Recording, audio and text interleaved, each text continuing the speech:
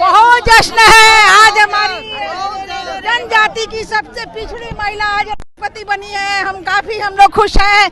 अपने प्रधानमंत्री को धन्यवाद देते हैं। ये हमारे लिए और पूरे देश के लिए ये गौरव का क्षण है। नमस्कार, मैं सिमाब, आप न्यूज़ फॉर नेशन देख रहे हैं। 2014 के चुनाव के बाद से ही बीजेपी के ज्यादातर कार्यालय में जश्न मनाया जाने लगा, इसलिए कि कई राज्यों में बीजेपी को कामयाबी मिली तो लोगों ने प्रधानमंत्री को धन्यवाद देने की शुरुआत कर दी।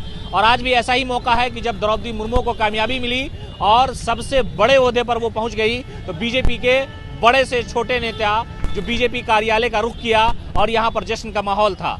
सब लोगों ने एक दूसरे को अबीर गुलाल लगाकर प्रधानमंत्री को मुबारकबाद दी और उनका शुक्रिया अदा किया। यहाँ पर दो डिप्टी सीएम पहुंचे और नितिन नवीन ने भी कहा कि प्रधानमंत्री नरेंद्र मोदी की साफ नीयत की वजह से एक आदिवासी महिला को इतने बड़े ओहदे पर जाने का अवसर प्राप्त हुआ है, महिलाओं का हौसला बढ़ा है और महिलाएं अपने आप को सशक्त महसूस कर रही हैं।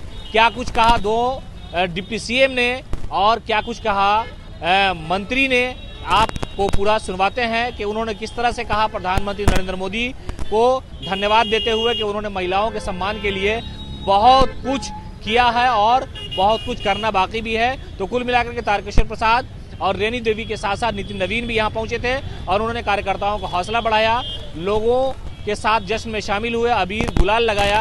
क्या कुछ कहा इन बीजेपी के इन नेताओं ने, छोड़े जाते हैं उनकी वीडियो के साथ। बहुत जश्न है। आज हमारी जनजाति की सबसे पिछड़ी महिला आज राष्ट्रपति बनी है। हम लोग खुश हैं।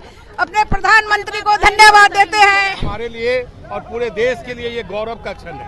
आज वो भारत के राष्ट्रपति के रूप में उनका जीतना सुनिश्चित है, जीत हो चुकी है और यह हमारे देश के लिए एक बड़ा अवसर है कि समाज का ऐसा वर्ग जो कभी हाशिए पर हुआ करता था राजनीतिक क्षेत्र में, उसे हमारे यशस्वी प्रधानमंत्री और एनडीए के सभी नेताओं ने उन्हें राष्ट्रपति पद के रूप में उन्हें उम्मीदवार बनाकर आज वो राष्ट्रपति बन चुकी हैं। वो लगभग निर्वाचन की ओर अंतिम चरण में है और यह देश को सबसे बड़ा संदेश है कि भारतीय जनता पार्टी इस तरह के पदों पर समाज के सभी तबके के लोगों को बैठाना चाहती है, जिससे हम एक बड़ा संदेश दे सकें। और जनजातीय समाज के साथ साथ वो महिला उम्मीदवार भी हैं।